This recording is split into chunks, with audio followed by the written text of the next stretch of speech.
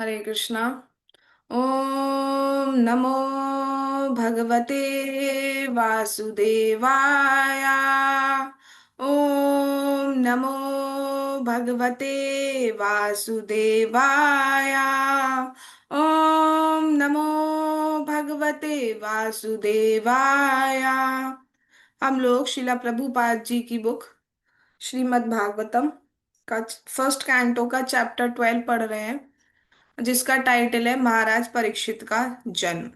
और last lecture में हमने यहाँ तक बात सुनी थी कि जब परीक्षित महाराज अपनी माता उत्तरा के गर्भ में थे तो अश्वत्थामा ने ब्रह्मास्त्र छोड़ा था। तब भगवान बिल्कुल अंगूठे की माप में उत्तरा माता के गर्भ में जाते हैं और किस तरह से उनकी रक्षा करते हैं और ब्रह्मास्त्र को काटते हैं।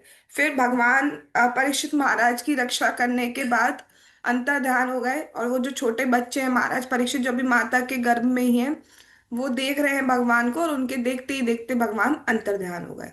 तो जब भगवान अंतर ध्यान हो गए तो उसके बाद अब क्या हुआ वो हम आज देखते हैं।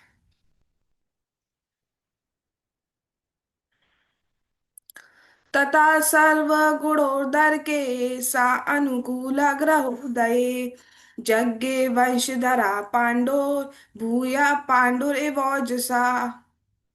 तत्पश्चात जब क्रमशः सारी राशि तथा नक्षत्रों से शुभ लक्षण प्रकट हो आए, तब पांडु के उत्तराधिकारी ने जन्म लिया जो पराक्रम में उन्हीं के समान होगा।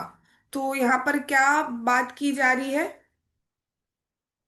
कि जो कुछ टाइम के बाद जब भगवान फिर वहां से चले गए, उसके कुछ टाइम बाद बहुत ही शुभ नक्षत्रों का योग आया, बहुत अच्छा ग्रह बन रहे थे। उस समय पांडु के होने वाले उत्तराधिकारी कौन है? महाराज युधिष्ठिर के बाद कौन बनेंगे राजा? परीक्षित महाराज बनेंगे। इसलिए परीक्षित महाराज के लिए क्या कहा जा रहा है कि पांडु के होने वाले उत्तराधिकारी वो फाइनली उन्होंने जन्म लिया। तो जब जन्म ले लिया तो क्या हुआ? तस्य प्रीतमना राजा विप्रेधौम्य कृपादिभिः जातकं कारयामासा वाचयित्वा च मंगलम।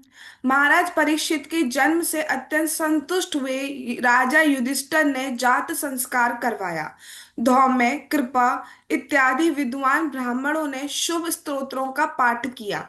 तो यहाँ पे क्या बताया जा रहा है कि जब राजा परीक्षित ने अभी वो राजा नहीं है लेकिन फिर भी होने वाले हैं। तो परीक्षित महाराज ने जब जन्म लिया तो महाराज युधिष्ठिर बहुत प्रसन्न हुए, बहुत संतुष्ट हुए कि हाँ, देख के लक्षणों, उनके लक्षणों को देख के पता चल रहा था कि ये जो होने वाले उत्तराधिकारी हैं इनमें सभी दिव्य गुण हैं। इनमें सभी ऐसे गुण प्रेजेंट हैं जो एक राजा के पास होने चाहिए, जो एक भक्त के पास होने चाहिए। ऐसे सभी गुण उनमें प्रकट हो रहे थे, ऐसे सभी लक्षण उनमें प्रकट हो रहे थे। तो उसके बाद हर मनुष्य के 12 संस्कार करवाए जाते हैं।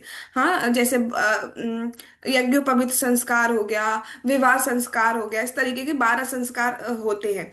तो सबसे पहले जो संस्कार होता है वो होता है जात संस्कार, वो करवाया। ठीक है। और जब भी कोई ऐसा ऑस्पिशियस कुछ भी ऐसा कार्य कराया जाता है तो उसमें वैदिक मंत्रों का उच्चारण करवाया जाता है, मंगलाचरण करवाया जाता है, जिससे कि सारे कार्य शुभ हो। और सबसे उत्कृष्ट मंत्र है, सर्वोत्कृष्ट मंत्र क्या है? हरे कृष्णा कृष्णा कृष्णा हरे हरे, हरे राम राम राम हरे हरे। तो इन सब का पाठ जो विद्वान ब्राह्मण है लाइक धौम्या, कृपा, इन सब ने, कृपाचार्य, इन सब ने किया। हिरण्यं गां महिं ग्रामन् हस्तश्वानपतिर्वरान् पादास्वनं च विप्रेभ्या प्रजातीर्थे सतीर्थवत्। पुत्र के जन्म लेने पर राजा ने ब्राह्मणों को सोना, भूमि, ग्राम, हाथी, घोड़े तथा उत्तम अन्न दान में दिया, क्योंकि वे जानते थे कि कैसे, कहाँ और कब दान देना चाहिए। ठीक है। तो अब आजकल तो क्या हो गया है, कुछ भी बर्थडे पार्टी है, किसी ने जन्म लिया है, कुछ भी हो तो क्या करते हैं हम? पार्टी ऑर्गेनाइज करते हैं और उसमें हम क्या करते हैं? लोग आते हैं, वो हमें गिफ्ट देते हैं, हम एक्सेप्ट करते हैं। लेकिन यहाँ पे ऐसा नहीं था। यहाँ पे उल्टा था। यहाँ पे सबसे पहले दान दिया जा रहा है, क्योंकि दान देना ही सबसे उत्तम माना जाता है। लेकिन दान देने की भी अलग अलग प्रकार है, जैसे भगवत गीता में बताया गया है, सतोगुणी दान होता है, रजोगुणी दान होता है, तमोगुणी दान होता है। तो कब किसको किस तरीके का ध्यान देना चाहिए, ये महाराज युधिष्ठिर बहुत अच्छे से जानते हैं। और उन्होंने जिसको जैसी जरूरत थी, बिल्कुल सबसे पहले ब्राह्मणों को दान दिया। तो उसमें उनको सोना दान दिया। देखिए, ब्राह्मणों की अपनी कोई इनकम नहीं होती थी। आजकल तो खैर अलग चीज चल रहा है, मैं आजकल का कंपैरिजन नहीं कर रही हूँ। बट जो ब्राह्मण है, प्रॉपर ब्राह्मण जिसको बोला जाए, तो वो खुद अर्निंग नहीं करते। उनका कार्य होता है वेद अध्ययन करना, शिक्षा देना, ज्ञान देना, है ना, गीता भागवत पढ़ाना, ये सारा उनका काम होता है। तो जब वो इतना अध्ययन करेंगे तो अर्निंग का टाइम तो मिलेगा नहीं। तो समाज के जो बाकी तीन आश्रम बसते हैं, उनका कर्तव्य है कि वो उनकी जो जीवन है, उनकी जो नीड्स हैं, उन सबको पूरा करे। तो इसलिए राजा क्षत्रिय है, हाँ, तो उनका सबसे बड़ा कर्तव्य है कि उनकी जरूरतों को पूरा करे। तो इसलिए वो ही उनको सोना, भूमि, ग्राम, हाथी, घोड़े, ये सब दान में दिया। और दूसरी बात ये है कि जैसे हम अयोग्य को देते हैं तो हमें कितना रिटर्न मिलता है, हम एक ब्राह्मण को देते हैं तो हमें दुगना मिलता है, इस तरीके की बहुत सारी चीजें हैं। लेकिन जब हम एक वैष्णव को देते हैं तो हमें अनगिनत अनगिनत प्राप्त होता है। तो ये सारी बात जो है वो महाराज युधिष्ठिर जानते थे, तो उसी के अकॉर्डिंग वो दान दे रहे थे।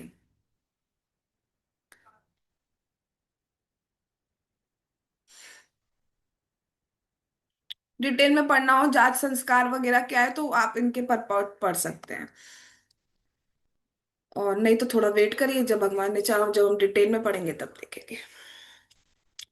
तम ऊचु ब्राह्मणा तुष्टा राजानां प्रशयान्वितम् एषा हि अस्मिन् प्रजातंतु पुरूणाम पौरवर्षभा।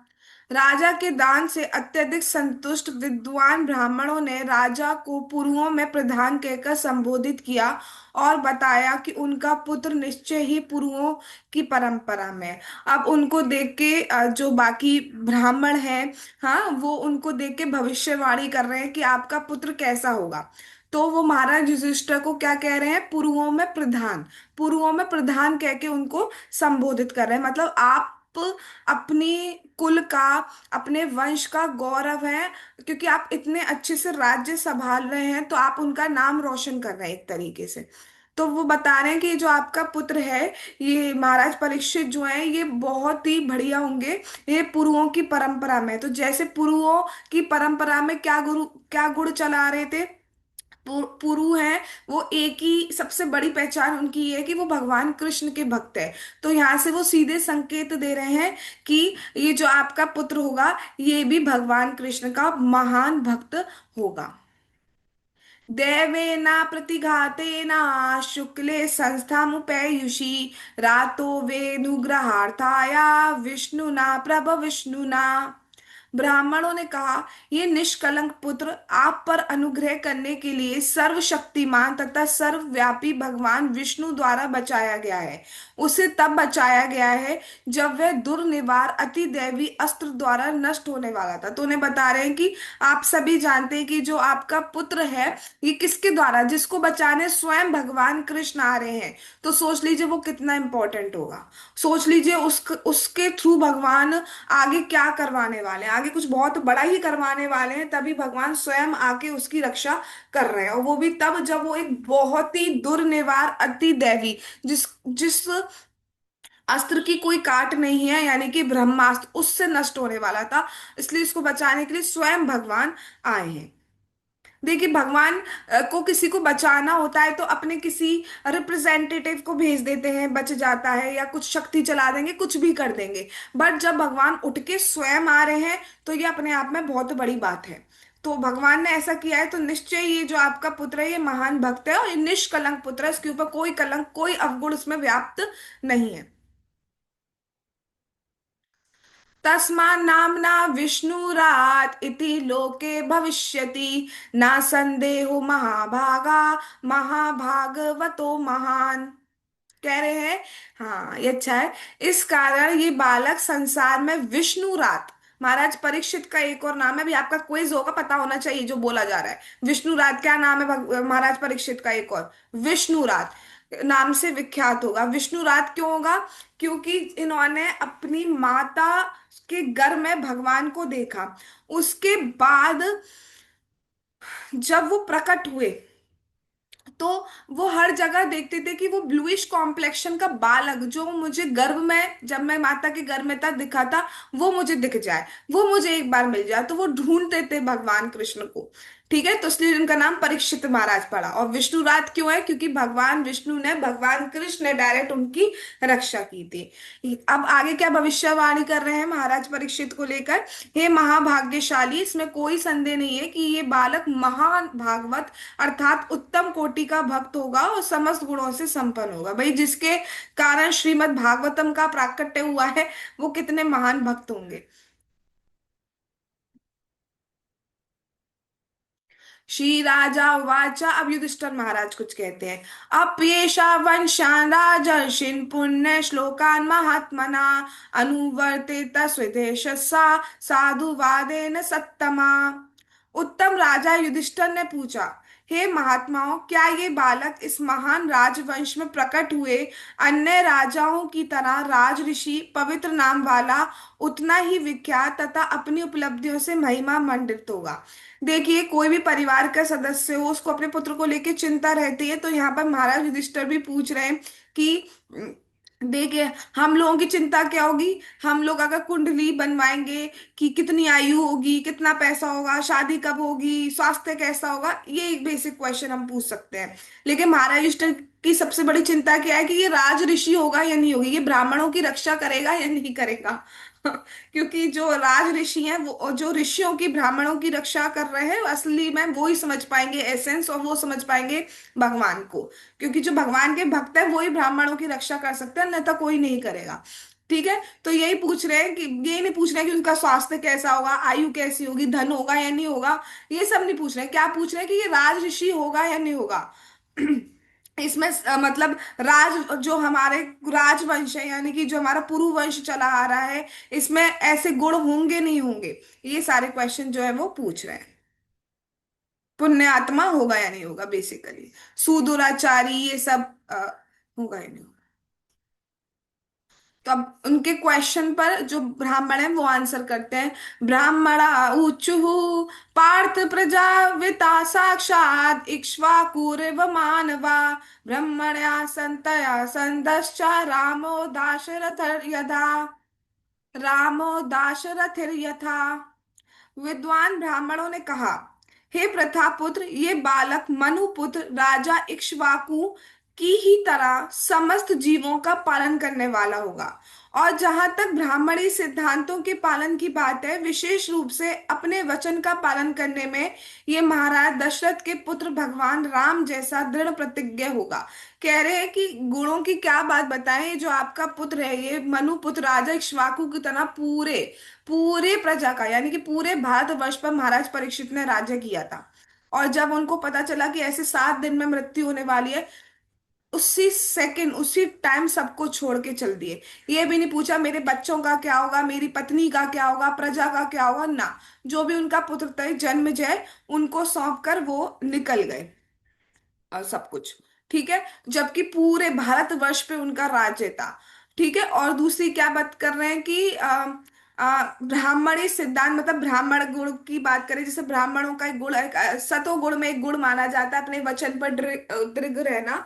तो यहाँ पर वही बात बताई जा रही है कि ये अपने वचन का पालन करने में इतने पक्के होंगे महाराज परीक्षित, जैसे कि स्वयं भगवान राम है, जिसको राम जी से कंपैरिजन कर दिया जा रहा है। तो सोच लीजिए कि महाराज परीक्षित कितने महान भक्त हैं। ठीक है, महाराज परीक्षित चाहते तो, जब उनको श्राप मिला, उनको श्राप मिला गलत, तो वो भी काउंटर ब्रैक श्राप दे सकते थे। बट उन्होंने ऐसा कुछ भी नहीं किया। शमीक ऋषि के पुत्र श्रृंगी ऋषि को वो काउंटर बैक श्राप दे सकते थे, या वो श्राप को तोड़ने का भी प्रयास कर सकते थे, बट उन्होंने ऐसा कुछ नहीं किया। ठीक है।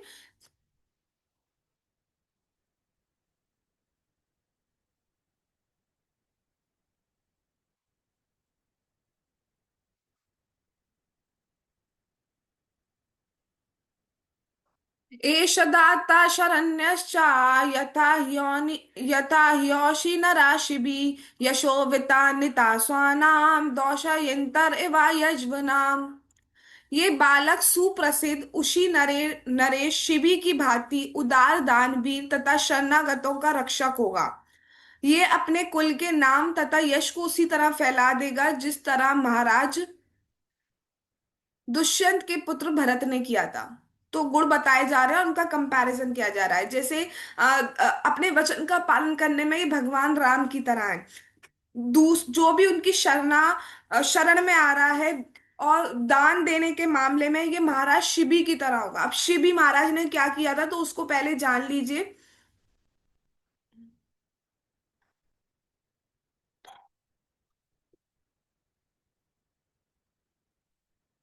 अगर इसमें दिया है तो कुछ शायद दिया है। हाँ, दिया है।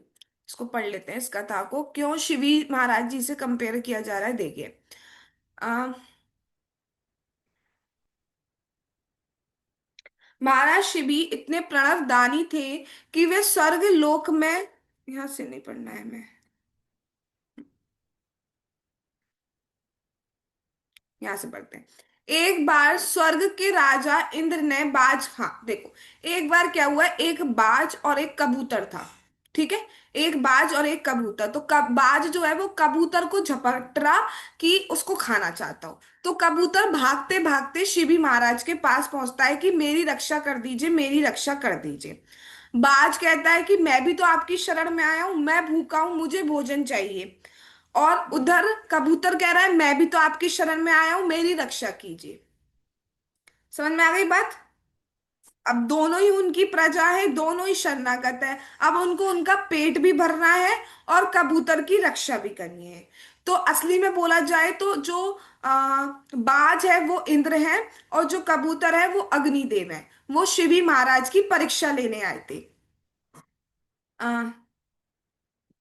अब क्या हुआ, वो कहते हैं कि राजा कहते हैं कि तुम्हें तो भूख लगी ना, तुम्हें तो खाने से मतलब है, तो हम तुम्हें दूसरा मांस प्रोवाइड कर देंगे, कबूतर को मत खाओ, हम तुम्हें दूसरा प्रोवाइड कर देंगे। तो बहुत सारा डिस्कशन होता है, नहीं मानता है ये वो। फिर फाइनली ये डिसाइड होता है कि राजा जो है अपने शरीर से जितना वेट कबूतर का होगा उतना मांस काट कर देंगे। और फिर यही किया गया।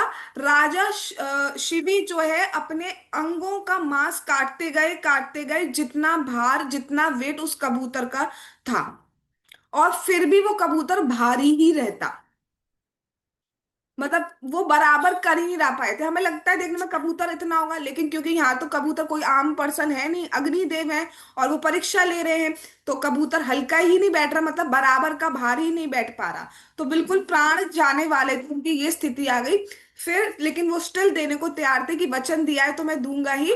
तो फाइनली वो दोनों अपने रूप में आते हैं, और जो शिवी महाराज है उनको भी ठीक करते हैं और आशीर्वाद देते हैं कि वास्तव में आप जैसा दानी कोई नहीं होता। तो जब भी महान दानियों का नाम आता है, तो जैसे हम कर्ण का नाम सुनते हैं, ऐसे शिवी महाराज का नाम लिया जाता है। इस तरीके का दान तो कोई नहीं दे सकता ना, कि अपने शरीर का अंग का मांस काट काट के दे रहे हैं, क्योंकि शरणागतों की रक्षा करनी है। तो कह रहे हैं कि जो परीक्षित महाराज है वो भी इतने बड़े दानी होंगे कि जो भी उनकी शरणागत आएगा वो उसको उसके पालन हर टाइप से करेंगे, उसके लिए उन्हें जो भी करना पड़ेगा वो करेंगे। दूसरा एक और गुण बताया जा रहा है, वो क्या कहा जा रहा है, दानी में तो शिवी की तरह कहे जा रहे हैं, और कहा जा रहा है जैसे महाराज दुष्यंत के पुत्र भरत ने जैसे अपने कुल का नाम फैला दिया, अपने यश फैला दिया, उसी तरीके से इनका नाम भी पूरे भारतवर्ष में होगा। तो हम सभी जानते हैं कि जहां हम रह रहे हैं उसका नाम भारत ही, भरत जो है, ये दुष्यंत के पुत्र भरत, इनके नाम पर ही भरत रखा है। कुछ लोग कहते हैं जो जड़ भरत है उनके नाम पे रखा गया है, कुछ कहते हैं इनके नाम पे रखा था। तो जो भी हो, इनका यश तो बहुत फैला है, इनके नाम पे भारत का नाम रखा गया है। इतना इतने महान राजा थे। इसी तरह महाराज परीक्षित भी इतने महान बनेंगे कि इनका यश पूरी जगह फैलेगा। तो अगर हम जानना चाहें कि उनका यश क्या कितना था, तो एक बार भरत जी जो है, दौष्यंत भरत मतलब दुष्यंत पुत्र भरत, तो इनका क्या इतिहास है, एक बार इसको और देख लेते हैं। इतिहास में अनेक भरत हुए हैं, जिनमें से भगवान राम के भाई भरत हैं, राजा ऋषभ के पुत्र भरत हैं, महाराज दुष्यंत के पुत्र भरत हैं। तीन भरतों का नाम सुनते हैं, और ये तीनों बहुत विख्यात है।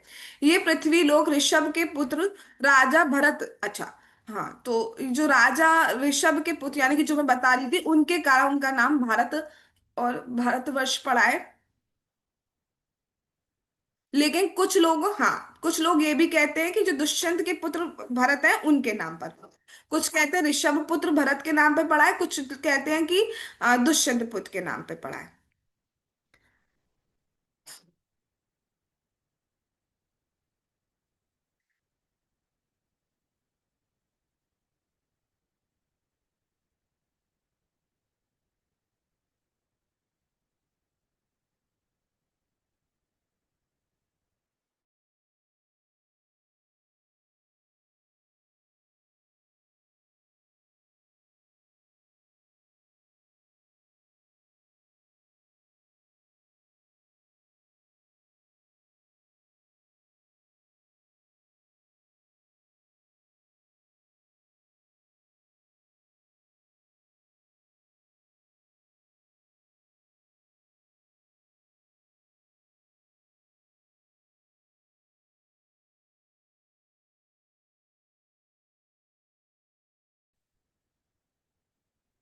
ठीक है, देखिए, तो ये जो है, ये इनका इतिहास क्या है, दुष्यंत पुत्र भरत। तो दुष्यंत, अ, राजा दुष्यंत, महाराज दुष्यंत जो है, और शकुंतला, इनके पुत्र है भरत जी। तो महाराज दुष्यंत वन में, अब कथा बताई जा रही है, महाराज दुष्यंत वन में इस सुंदरी यानी कि शकुंतला जी के प्रेम पाश में बंधे और भरत का गर्भाधान हुआ। तत्पश्चात दुर्वासा मुनि के शापवश राजा अपनी पत्नी शकुंतला को भूल गए। ठीक है। बालक भरत का पालन पोषण उस वन में ही उनकी माता द्वारा हुआ। जो दुष्यंत जी थे, उनको श्राप मिल गया तो वो भूल गए। ठीक है। माता यानी कि शकुंतला ही उनका पालन पोषण वन में कर रही हैं। वे अपने बाल्य काल में इतने बलशाली थे कि वे जंगल के सिंहों और हाथियों को ललकारते और साथ ही लड़ते भी। मतलब जो सिंहों को, अगर हमारे सामने शेर आ जाए तो हमारी क्या स्थिति होगी, ये अभी हम सोच नहीं सकते कि क्या ही होगी, और भगवान ना करे कभी सोचना भी पड़े। ठीक है। लेकिन जैसे कुत्ते बिल्ली, हम तो कुत्ते बिल्लियों से भी डर जाते हैं, मुझे सबकी नहीं पता, लेकिन कुछ होते हैं जो डर जाते हैं। तो उनके सामने शेर आ जाएंगे तो उनका क्या होगा। तो बालक के अत्यंत शक्तिशाली होने से, यहाँ तक कि आधुनिक तथा कथित टार्जन से भी भड़कर होने से, वन के ऋषिगण उसे सर्व दमन कहते थे। अब ये जो आधुनिक टार्जन टार्जन टार्जन कुछ कैरेक्टर है, मतलब जैसे वो जंगल में रहता था, जहां तक मुझे नॉलेज है, तो जंगल में रहता था तो वो भी उसी तरीके की बोली बोली बोलता था। ये जो थे ये भी बहुत ही शक्तिशाली थे, वन में रहे थे तो ये भी सिंहों की बोली बोल लेते थे, उनको ललकारते थे, उनसे जैसे मोगली सुना होगा ना आपने, उसी काइंड ऑफ। लेकिन ये बहुत शक्तिशाली है। महाराज भरत का पूरा विवरण जो है वो आपको वहां पर मिलेगा। तो ये बहुत फेमस हुए, समझ लीजिए, जब इनको कहा जा रहा था भारत का नाम उनके ऊपर रखा गया है, तो ऐसे महाराज परीक्षित भी बहुत फेमस होंगे। ठीक है, आगे कह रहे हैं, धन विनामगरीणेशा तुल्य अर्जुन योद्वयो हुताशा एव दुर्दशा समुद्रा एव दुस्तरा। महान धनुधरों में ये बालक अर्जुन के समान होगा। भाई धनुधारी की बात आए तो गांडीवधारी अर्जुन का नाम आई गई आएगा, तो उसमें ये अपने दादा अर्जुन के समान होंगे। और अग्निदेव के समान दुर्निवार, मतलब जिसको रोका नहीं जा सकता, दुर्निवार, बेरोक, हाँ, ये लिखा है ना, दुर्निवार बेरोक, जिसको रोका नहीं जा सकता है। इतनी अग्नि की बात ही, अग्नि बढ़ती चली जाती है, रोका नहीं जाता है, पाते ऐसे ही ये बढ़ते चले जाएंगे, बढ़ते चले जाएंगे। हाँ। तथा समुद्र की बात ही, दुर्लंघे होंगे जिनको पार नहीं किया जा सकता, मतलब बहुत शक्तिशाली है इन शॉर्ट।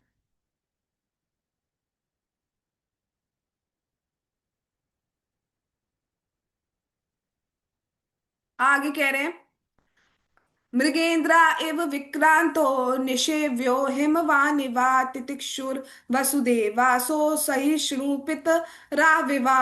ये बालक सिंह के समान बलशाली और हिमालय की भांति आश्रय प्रदान करने वाला होगा। ये पृथ्वी के समान क्षमावान तथा अपने माता पिता के समान सहिष्णु होगा। क्या बताया जा रहा है कि शेर के समान, सिंह के समान बलशाली है। हिमालय सबको आश्रय प्रदान करता है, सबकी जरूरतों को पूरा करता है, उसी तरीके से ये भी सबकी जरूरतों को पूरा करेंगे। हिमालय कैसे पूरा करता है? औषधि होती है, फल होते हैं, फूल होते हैं, बहुत सारे जानवर पक्षी वहां रहते हैं, उनको प्रदान करता है। इसी तरीके से ये सबको आश्रय प्रदान करेंगे। पृथ्वी के समान क्षमावान, पृथ्वी का सबसे बड़ा बड़ा गुण है क्षमा।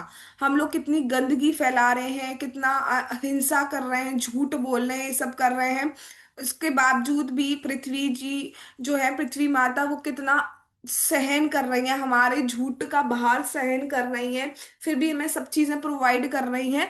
तो उन्हीं की तरह जो भी अगर गलती भी कर रहा है, क्षमा कर रहा है, मांग रहा है, तो उनको क्षमा करेंगे। और अपनी माता पिता के समान सहिष्णु होंगे। माता पिता कौन है? कौन है माता पिता? माता उत्तरा और अभिमन्यु। तो किस तरह जानते हैं अभिमन्यु को? कितना वीरता में नाम उनका आता है, तो उस तरह ये सहिष्णु होंगे।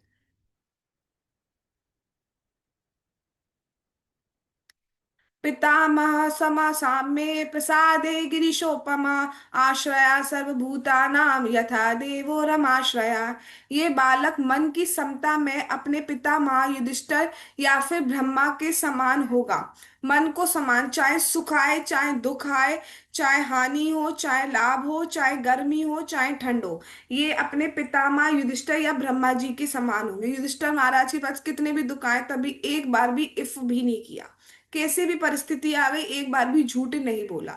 तो इतने मन को उन्होंने संयम किया हुआ होगा अपना। दानशीलता में ये कैलाशपति शिव जी के समान भी होंगे। ये देवी लक्ष्मी के भी आश्रय, भगवान नारायण के समान सबों को आश्रय देने वाले होंगे। तो सोच लीजिए किस किस से कंपैरिजन किया जा रहा है, तो महाराज परीक्षित कितने महान है।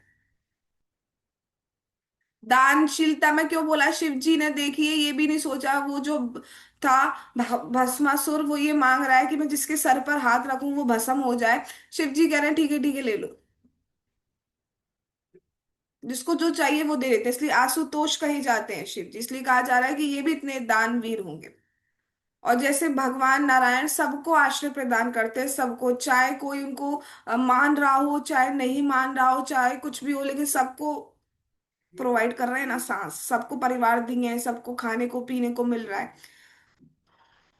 सर्व सद्गुण महात्म में ऐशा कृष्ण मनुवृता, रंति देवा इवोदारो यया तेरे व धार्मिका। ये बालक भगवान कृष्ण के चरण चिन्हों का पालन करते हुए उन्हीं के समान होगा। उदारता में ये राजा रंती देव के समान, तथा धर्म में ये महाराज ययाति की भांति होगा। तो भगवान के चरण चिन्हों का पालन करते हैं, मतलब भगवान ने जैसा कहा है। गीता तो सुन चुके होंगे ना भाई महाराज परीक्षित, पहले से भगवान ने बोल दी है, तो उनके पास है भगवान क्या चाहते हैं, तो जो भी भगवान ने कहा है उनके चरण चिन्हों का पालन करेंगे। ठीक है। और फिर जब भक्ति करने लगते हैं तो भगवान के गुण हमारे अंदर आने लगते हैं। मतलब जैसे भगवान में दया का गुण है तो भक्त में दया का गुण आता है, भगवान में सहिष्णु का गुण है तो भक्तों में सहिष्णुता का गुण आता है ना। भगवान इस तरीके के गुण हम में आते चले जाते हैं, क्वांटिटी वाइज नहीं, लेकिन क्वालिटी वाइज बहुत गुण हमारे अंदर आने लगते हैं। जिसकी पूजा हम करते हैं उसी के गुण हमारे अंदर आने लगते हैं, जिस देवी देवता की पूजा हम करेंगे उनके गुण हमारे अंदर आने लगते हैं, लेकिन जब हम भगवान की पूजा करते हैं तो सबके गुण हमारे अंदर आ जाते हैं। उदारता में राजा रंती देव के समान होंगे और धर्म करने में महाराज ययाति की भांति होंगे। रंती देव को क्या कहा जा रहा था? उदारता में। तो रंती देव ने ऐसा क्या किया था, देख लेते हैं एक बार। ये महाभारत काल से, रंती देव कौन है? रंती देव महाभारत काल से भी पहले के प्राचीन, बहुत पुराने राजा हैं, जिनका उल्लेख नारद मुनि ने संजय को उपदेश देते हुए कहा था।